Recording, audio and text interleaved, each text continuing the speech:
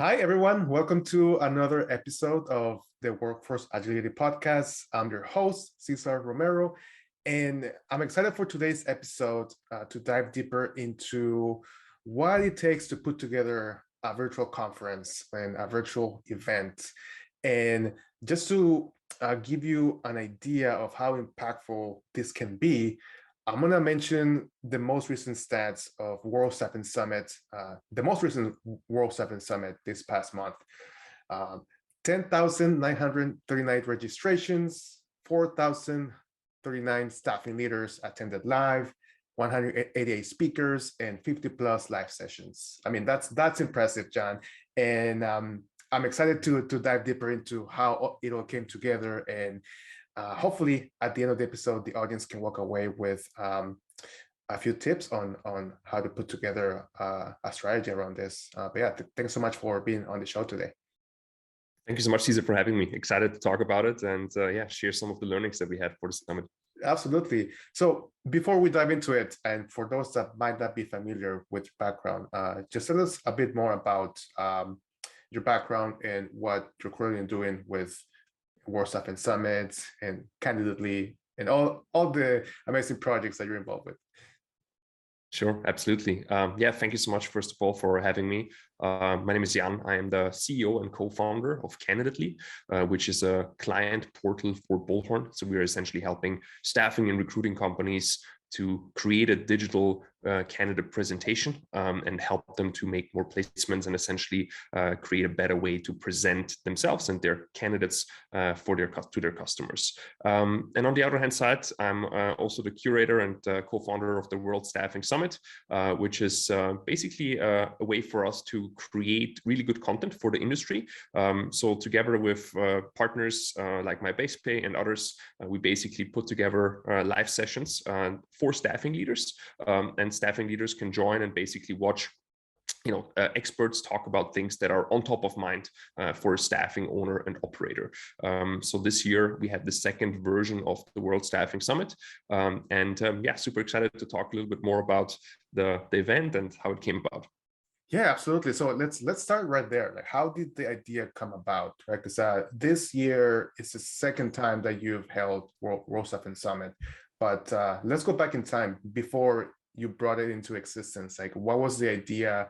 What was the trigger or the pain point that you were looking to solve? Sure.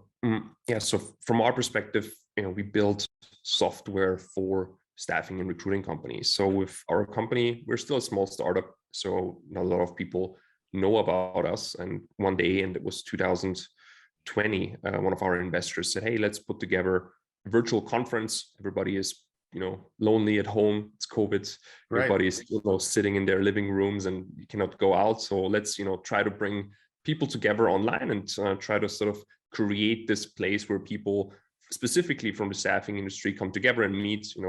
At that time, all of the in-person conferences were canceled. So we said, okay, that's actually a good idea. It will probably help us to get to know more people, use the event to mingle and network ourselves, but also on the other hand side, create good content for the industry. So, to basically help other staffing leaders grow their business. And the first version of the summit was in January 21. We did not have much expectations. We said, hey, let's find in our network a couple speakers that will create cool sessions together with us. And ultimately, it became a really cool event. So the first staffing summit, we also had, I think, a little bit over 3,000 people that attended live. It was only a one-day event, but it was a good start and a lot of good learnings. And we took those and transformed it a little bit and created a 5-day event early January 2022, which was the second edition of the World Staffing Summit. And as you mentioned, we had many more speakers, many more attendees, and many more registrations. And ultimately, I think we're creating the base for what we'll be building in the future, which is essentially, a content platform specifically for the industry, where people can join, learn, and essentially, take away learnings that will help them to grow their business and stay on top of things that are happening in the industry. So, the goal for us with the event was originally to just meet everybody online, and now it has essentially turned into also a little bit of a marketing vehicle for Candidly, and also for our partners. But also in the end, our goal is here to just create good content. I know that in the industry there is a couple providers that create master classes or panels, and there's obviously in-person conferences, but we want to make this event truly a global event. That's why it's also the World Staffing Summit, and I think it's the only event that really brings together staffing leaders, not only from just North America or just Europe, but we try to bring everybody together from all over the world. So we had people from India, Australia, Asia this time, which is super exciting to basically just exchange knowledge and ideas that are happening all around the world in our industry. I love it. I'm a big fan of World Staffing Summit, and I can see it's going to continue to expand its reach. Now let's go back to the first World Staffing Summit. What were some of the lessons that came after executing the conference that you brought into the second version, this past January? Sure. So there are different aspects to the event, right? First of all, there is the curation of topics and speakers. So the big learning was here that, for example, for the first event, our panels were much shorter, so we only had 25 to 30 minutes per panel, and then ultimately people were not able to really bring across their opinions because the time was just too short. So for the second summit, we basically extended time frames. We put together panels with around 2 to 3 people, usually maximum 4, to make sure that everybody has the chance to actually bring across what they want to say. That was one thing. The other thing was promotion. So for the first summit, we did spend some money on ads and LinkedIn ads, and ultimately realized that the conversion of peers bringing their peers and their friends to the summit, it's much stronger. So we focused for the second summit much more on actually putting the attendees and the speakers and the partners to the forefront, and giving them the chance and also the materials and the sort of documents that they need to share and spread the word about the summit, which had a nice effect on organic conversions on people that joined, and also brought essentially a lot of different networks from all over the world to the same place. Let's see what else. We switched the conference tool, which ultimately was not a good decision. We're probably going to go back to Hopin next time.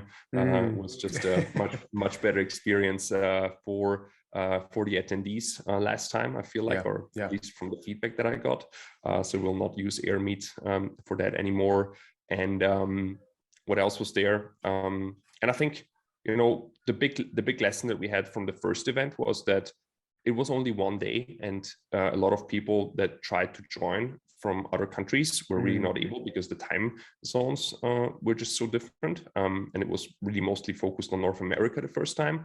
So we tried to make sure that this time it's really a global event, and we extend the times and use the sessions that are running in different time zones, as well as provide people immediately the recordings and on-demand videos right after the session, so everybody who is looking to join can really just join anytime and watch everything either live or right away on demand on the platform. Yeah, I mean, just to mention on the AirMeet, I've used them in the past, and I want to believe in AirMeet, but man, for this type of events, everything has to go like without error, right? So if there's like the slightest glitch, it just deters from the experience. So I totally understand. And Hopin, I followed their journey since they got started, and man, they are a powerhouse in the virtual events space. So it makes sense. It makes sense. I agree. We had the first version of the event on Hopin, and we felt like maybe we'd try something different. We experimented with a couple other platforms and looked at them, and then decided to move with AirMeet. But although AirMeet has raised some money and is claiming that they have a lot of events, the platform overall is okay. I think the experience was fine, but Mhm. just support and technical issues were pretty poor. So yeah, I would not not recommend it, but I would just go to Hopin. I think that's Yeah. if you wanna do a international event, I think that's your platform to go. Yeah. Yeah, absolutely. I want to dive into a little bit of details, if you can share Yeah. with the audience on that initial reach out to speakers. Like, how was that decision? Were you with your team and you were going through your network and saying, oh, this person seems like would be a good fit. Let's reach out. Um, how was that process like? And then, if they say yes, then did you, hey, let's have a separate meeting to talk about specific topics? And yeah, how was the process like? Because I know a lot of people get stuck in the weeds. Yeah, sure. Yeah, so for the first and for the second version of the summit, we put together a list of basically topics that are on top of mind for a staffing leader or staffing owner or an operator, and we got those topics basically by asking questions. So we went out to our existing customers and partners and basically asked, hey, what are the topics that people are really interested in at the moment? And based on that, we looked at the list of topics and then tried to find matching speakers that could deliver a masterclass or panel. And usually how we went about it, first of all, obviously we looked in our own network and for our team and our partners and said, hey, who is a good speaker that could participate in a certain topic. And then usually what happened is if you find one or two speakers, they would usually come up with, hey, I have another partner or another colleague that could be a good fit to participate on my panel or on my masterclass. So through that, we were able to basically reach a broader range of speakers. And then we thought initially that we need to do more handholding with speakers, but ultimately it turned out that whoever is hosting a masterclass or a panel, they pretty much have in mind what they want to do, what they want to say, and Right.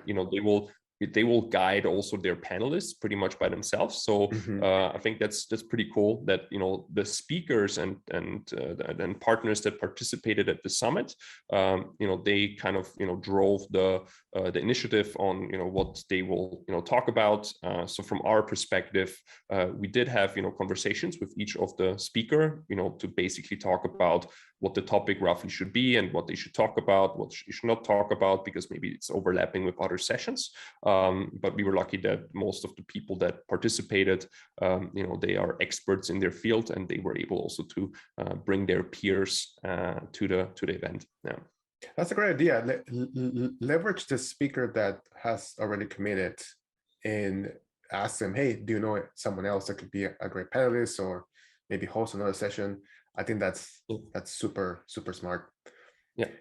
Did you ever get challenges in terms of commitment? Let's say a speaker committed, and then I don't know, 2 months, a month before something came up. Did that ever happen? Yeah, it happens sometimes, but we did not experience this a lot. So what we try to do is really get speakers really 3 to 4 months before the event, so we can make sure that their calendars are pretty clear, right? Usually, some people plan ahead 6 months ahead, but usually you don't have anything on the calendar, 4 months from today. So we want to make sure that the speakers are available, and if they were available and committed, the majority of them showed up and also did their thing. We had a couple cases where somebody had an emergency or were not able to join, so we could find a replacement. But otherwise, if you plan ahead and make sure that you contact and reach out to speakers ahead of time, then you should be fine. Yeah, most speakers are, in my experience as well, once they commit, it's like, all right, we'll go through with this. We'll do it. Now, in terms of systems and tools, what were some of the systems or tools that you had to put in place to make this, I guess, easier and more scalable, right? Especially if you had a team, that weren't as many. Yeah, absolutely. So that was a big thing. Yeah, we invested a lot of time in and that was, credits to my team, and specifically to Jacob, who was, the mastermind behind the He's entire amazing. event. Yeah, Kudos to Jacob.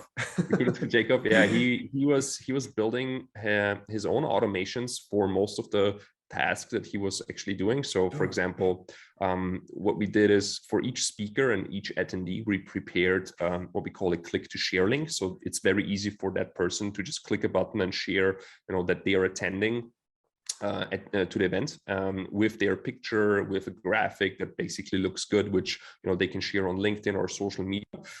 That was pretty much an automated task. So there was a couple of tools, including Zapier, which is like an API connector, and a few other things that we have used to automate that. So Jacob did not have to sit and put in the picture of each speaker and their name on the graphic. It was pretty much automated. So as soon as we had somebody in, the system just created that graphic in the click to share link, and then automatically shared it via email to this particular person. We had a couple other things, but not as many. So like the main thing was really the conference platform. So setting the conference platform up and making a good decision on that. I would start with that first, and then from that you obviously have a website. So we're running the website for the summit on Webflow, have a really great person on our team, creating the Webflow design as well as the development of the site. And then obviously we connected that site with a couple other tools to make sure that there's automations in place that can help us to save some time before the event and during the event. And other than that, I think there's not many tools that you will need actually, just a couple, like, the Webflow, the conference tool, maybe a couple automations and small SaaS tools for here and there, but otherwise, there's not a big tech stack behind the conference, so to say. Yeah, I love that you mentioned these no-code tools, right? Webflow, Zapier, because they allow a team of one or of two to scale to the power of 10. So I'm a big fan, and I'm actually trying to convince each teammate to believe in the power of no code, Webflow and Zapier, because I get it, right? Sometimes we get stuck in our own habits of Excel spreadsheets and whatnot, but that doesn't scale, right? So I'm just happy that you guys were able to leverage that, because from someone looking on the outside, you're like, oh my God, how are they doing it?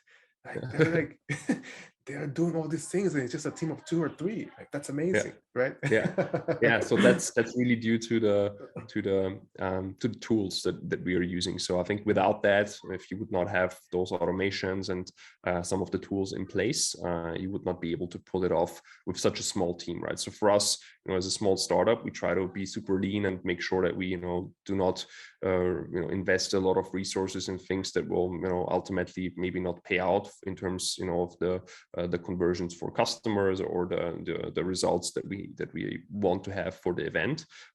So yeah, investing in some technology will definitely help, and will automate a lot of things where you don't need to hire a specific event team that will run the event. So if you're ever looking to do something like that, I've worked with agencies that you outsource the event production, and it can get expensive. Yeah, that's true. That's true. Yeah, that's true. Yeah. Now, John, I had a question, and I want to make sure I ask it. And it's in terms of the ROI of the virtual conference, right? What have you noticed, right, in terms of whether it's revenue or brand awareness? What's been the ROI for you personally, now that you have 2 events under a belt? So I think initially, for the first event, we did not have much expectations, and I think the first event was more an ROI on brand and trust on just creating the event brand, so to say, and trying to establish it. The second event for us was obviously also looking into what will be the ROI for our SaaS tool. So how many people that will visit the event will actually look at candidately in this case, and schedule a demo, look at the tool. Same for our partners. But ultimately, I think the entire Summit is a brand and thought leadership and sort of trust play as well, right? So with the second version of the summit, we essentially established a brand that can now, moving forward, create other events as well, maybe smaller side events, as well as host a yearly summit. And now people already trust the brand. They know what it is, they know what to expect roughly, right? So I think it takes some time to actually sort of create that that base, which we done the first time, the second time. Now the third time will be probably already more a driver potentially for other campaigns ROI on actual revenue that will might convert to candidly or the products that we have. I love that you mentioned that because sometimes the ROI is not immediate, right? Especially when you're building a brand, right? Especially when you are putting together a conference for the first time or even the second time. But now I can see it. I saw a shift personally with this second World Staffing Summit, and I feel like more people are not only aware of the brand, but also there's that trust. There's those relationships, and I feel like now you and the team pretty much have open doors, in the industry, right? And you're attracting as well customers, partners, investors, into your ecosystem, right? So I think it's brilliant. Yeah, and I think for the industry itself, there's outlets that produce news and research, and we don't want to be a research organization, or we don't really want to just create a specific daily news around staffing. For us, it's important to create like masterclass type of content that people can anytime come back and rewatch and actually take away something for their business. So that will be also the goal for the next years of the World Staffing Summit. We'll go much deeper into expert speakers, expert content. We might maybe upgrade production of the videos to make it more even more professional, I would say, right? So think of like the masterclass type of products that you have, right? Where you have somebody basically teaching you a specific topic. We want to make sure that we convert and move the World Staffing Summit into that direction and make that content available to everybody in the industry pretty much for free, because that's what we've seen is missing. And we don't want to basically hide behind a wall and have people pay a couple $1,000s to attend our events. We want to make sure that whoever is also exposed to the audience as a speaker or partner gets the opportunity to get a large exposure, but in turn also give away something in terms of their knowledge and their expertise to just make the entire industry more efficient in the next years. Yes, I am so excited for that, because I also noticed that in the industry, there's a lot of news, there's a lot of research and reports, but there isn't that much engagement, that that sense of community, and coming from a place of educating, right? So the fact that you notice this gap and you are positioning World Staffing Summit not only to be a conference, but also to be a place where people can not only get content, but talk about the content, right? In that space. Right. Because that's to me, that's where the value is, when people talk about the content, right? It's not just consuming the content. Which is what you guys are doing. So in terms of trends, right? In the virtual space, now that the pandemic, I feel like we're just getting over it. Hopefully, right? What's your take on virtual conferences or in-person conferences? Do you think we're going towards a hybrid model, or are virtual conferences or events going to take a step back and we're going to see more in-person events? What's your take on it? I think it's going to be a mix. So I do still believe that in-person conferences have a completely different feeling, right? Than a virtual conference. If you go to a staffing industry analyst event or to a Bullhorn in-person event, right? You meet everybody. You just have a different rapport. Speaking to people. Maybe you meet at the bar, you meet at a buffet, you have drinks and dinner at night, which is this personal relationship that I think is super important in our industry. So I think those events will hopefully come back more and more now. So you can travel and meet. I think what will change is a little bit is the way people consume the content, meaning that a virtual conference, in 2019, in 2020, the first World Staffing Summit, we've seen much more engagement in terms of chat messages and one-on-one meetings, basically conversations that people had with each other. Because back then, I feel like people haven't seen each other or their peers in the industry for a long time. So when they saw them, on a little icon online somewhere, they clicked on it, started a conversation, and just had a chat or tried to do a video chat. A lot of people these days are already tired of Zoom and virtual meetings. So I feel like the virtual conferences will have to really step up their game in terms of quality of content. So people will much rather, I think, listen into a virtual conversation that maybe an expert has with their panelists or just a master class, when it's more like a podcast style type of thing, right? When maybe you just have your browser open, you kind of listen to it on the side while you're working. And that's what we realized with World Staffing Summit as well, specifically for the first one. People just have that open on the browser, they just keep their videos running, but then the content has to be high quality, right? So it cannot be essentially just like a blah blah type of conversation where you just like look at the screen and you have some thoughts around that. But I think that's the difference, right? So I feel like in-person conferences, I'm hoping they're coming back. I'm excited to meet people again. I'm going to the Bullhorn conference in June to meet everybody there. Obviously, hopefully the pandemic is slowly moving away. We'll see what's going to happen in the next couple of months. But I feel virtual events will stay. But I think they will be slightly different than 2020, where you had like a lot of engagement in terms of conversations and chats and all that. I think it will be more like high quality content production that you can just watch and rewatch or share and at your own time, maybe not even at the time that the event is happening. So I think that's at least my feeling how it will move forward. Yeah, that's I agree with you on that as well. And we might see you at Engage, Bullhorn Engage. I think we're in the works of setting that up. Cool, exciting, yeah. Yeah. So 2 more questions before we wrap it up here. What was your favorite session from this past World Staffing Summit?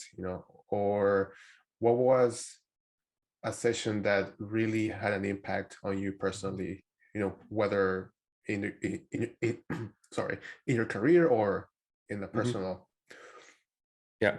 I mean, there've been a few sessions that were super exciting to me. I think a lot of the sessions around technology were obviously one of my favorites. I'm working in that field on a daily basis, so anything around how a staffing company can automate their business, how they can improve candidate and client experience, all of those conversations were super exciting to me.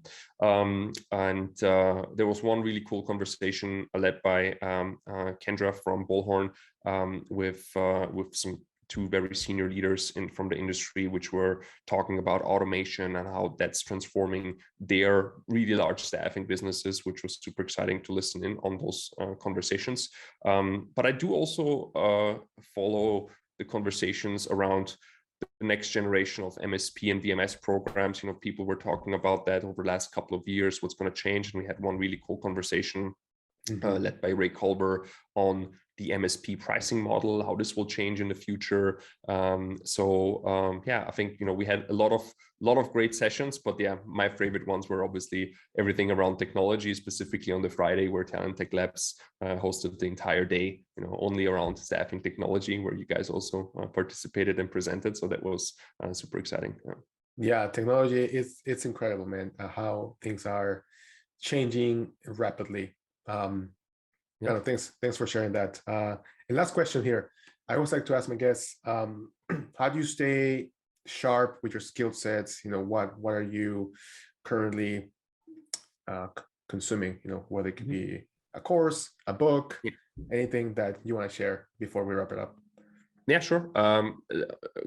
Current book I'm reading is from an investor from Andreessen Horowitz, and that's it's a guy that invested in a lot of companies like Uber and a couple other ones, and he's writing about the journeys of those companies and how he was experiencing that. I'm currently reading this. I was actually super interested about that. Good learnings for our own business. So it's not related to staffing at all. When it comes to staffing, obviously read the traditional outlets like staffing industry analysts and their newsletters. Also really cool updates usually coming to my mailbox. And other than that, I have a few podcasts that I always listen to. I'm listening daily to the Daily New York Times.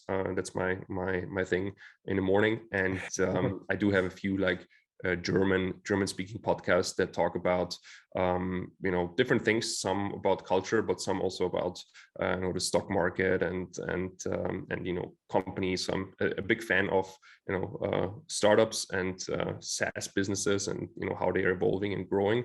So everything around that, you'll find me reading either on a daily basis or listening to podcasts. Love it. What's the name of the book? I don't think I got that. The book is I forgot because I know the title. There's one called The Hard Things About Hard Things. That's one I think I remember. Give me a second. If not, don't worry about it. I was just curious. No, I'll find it. I have it. I'm a big fan of Andreessen Horowitz as well. Yeah, so it's Andrew Chan, who is Andrew Chan. one of the partners. Andrew Chan, yeah, it's called The Cold Start Problem. I just found it. I had it had it in mind. I'm reading it and I forgot the title. No, it's a cold start problem, and it's basically talking about like he has different stories about all of the companies they've invested in. It just recently came out. Yeah, I know that one, and it's interesting to me because that one can be applied to marketplaces.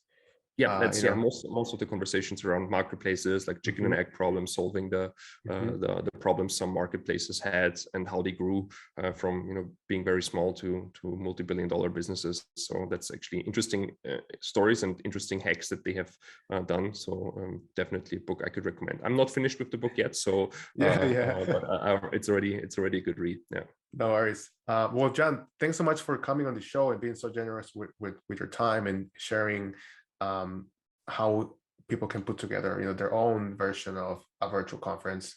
Where can people find you? What's the best way to reach out to you? Sure. I'm almost 24/7 on LinkedIn, so you can ping me anytime on my inbox on LinkedIn, or just find me on candidate.ly, which is our website for Candidately, or on the Bullhorn Marketplace. So you'll find contact details there. And we'll also we just started putting it together like a blog post and maybe a Notion page with all of the learnings that we had from the summit, to publish it for people to read. So you'll find that somewhere on LinkedIn one day in the next couple of months. Jacob will put that together. So if whoever is interested in learning more about the making of like an event like this, and wants to learn more from us, let me know. I'm happy to support. Perfect. Yeah. Well, and we'll make sure to promote it as well and add it to the show notes whenever it comes out. But thanks so much, John. This has been awesome. And looking forward to future episodes with you. Cool. Thank you so much, Cesar, for having me. It was great to be here.